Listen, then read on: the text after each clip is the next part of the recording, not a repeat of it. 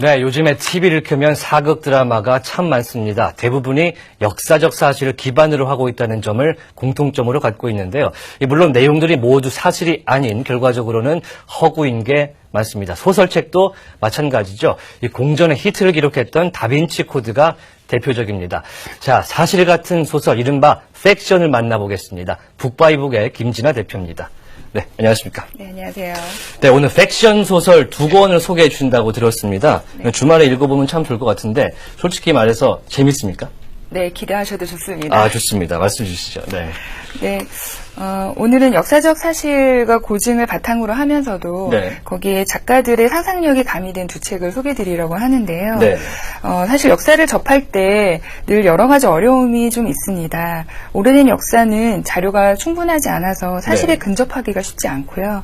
반면에 근현대사는 현재 영향력 안에 있기 때문에 사실 그대로 쓰기가 좀 어려운 면이 있습니다. 검증이 좀 더 돼야 되기 때문이죠. 네네. 예, 예. 그래서 역사를 다루다 보면은 시간이 흐른 후에 이제 재조명이라는 단어를 많이 쓰게 되는데요.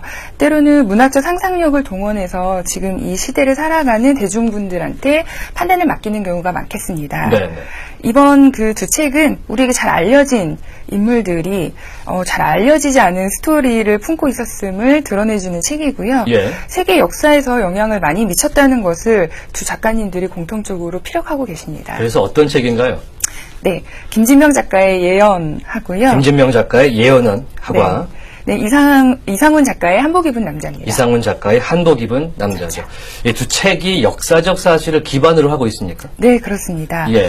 예언 같은 경우는 많이 이제 기억하고 있는 칼기 피격 사건. 칼기 피격 사건을 예. 계기로 공산주의가 종식하게 된 연관성을 문선명 목사를 모델로 풀어간 작품입니다. 예, 예. 한복 입은 남자는 장영실하고 레오나르도 다빈치, 동서양의 두 천재죠. 이 두 천재가 실제로 만났을 가능성에 대해서 독자들에게 만났을 가능성에 대해서. 네, 그렇습니다. 네, 굉장히 흥미진진하고 꼭 한번 보고 싶다는 생각이 드는데 사실 익숙한 인물들이지만 설정 자체는 좀 낯설거든요. 뭐 세계 역사를 바꿔놓을 만한 그런 활동을 했다, 뭐 이런 얘기인데 그럼 예언부터 시청자 여러분께 소개를 좀 부탁드리겠습니다.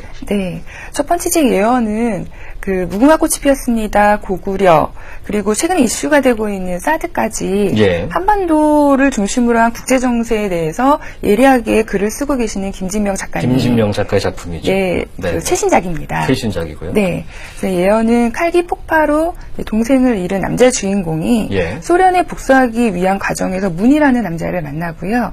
결국 공산주의가 종식을 선언하게 되는 그런 일련의 일들을 엮고 있습니다. 여기서 문이라는 남성이 바로 문선명 목사를 모델을 하고 있는데요. 네.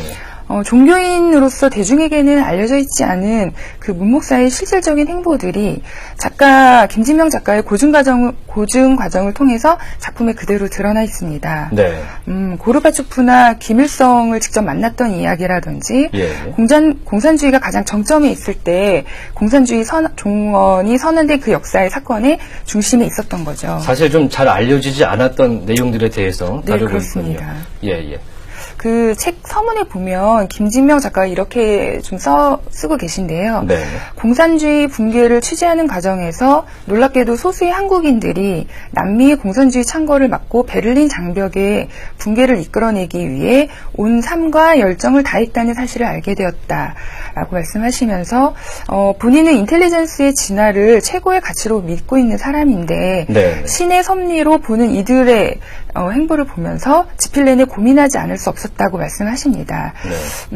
하지만 실제 했던 이들의 이제 행위들을 외면하는 것은 역사의 진실을 덮어버리는 부작위의 자기가 되어버린다는 생각이 들었다면서 이 책의 지필 동기를 밝히셨습니다. 네, 뭐 일종의 편견 때문에 이분들의 행적에 대해서 의심하는 사람도 있겠지만 분명히 고증 과정을 거쳤다, 뭐 이런 얘기를 하는 것 같은데요. 네. 굉장히 놀라운 얘기들이 나오는 것 같습니다. 책 제목이 예언까지 되어 있는데 예언은 또 무슨 얘기입니까? 단순히 뭐 행적을 자취를 따라가고 이건 아닌 것 같은데. 네네. 책 속에서 이 이제 제목처럼 예언을 2번 하겠는데요. 예언 각까지 되군요. 네. 첫 번째 예언은 그 당시 이제 100년도 거뜬할 것 같은 공산주의가 7년 안에 붕괴될 것을 예언을 했고요. 그것은 역사적으로 지금 현실이 되어 있는 상황입니다. 두 번째 예언은 2025년 키워드인데요. 그 예언이 무엇인지는 책을 읽어보시면 제 책을 봤는데요. 네. 힌트를 좀 드리자면 네. 우리의 소원이다. 뭐 이렇게 드릴 수가 있겠습니다. 네, 맞습니다. 책을 좀 봐야겠습니다. 사실 근데 좀 내용상 민감할 수도 있는 부분이 좀 들어있는데 지금 이 시점에서 우리한테 주는 시사점이 있을 것 같은데요. 어떻습니까?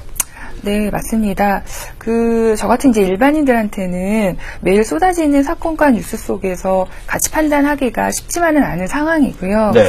무엇이 옳은지 사실인지 잘 모르는 게 사실입니다.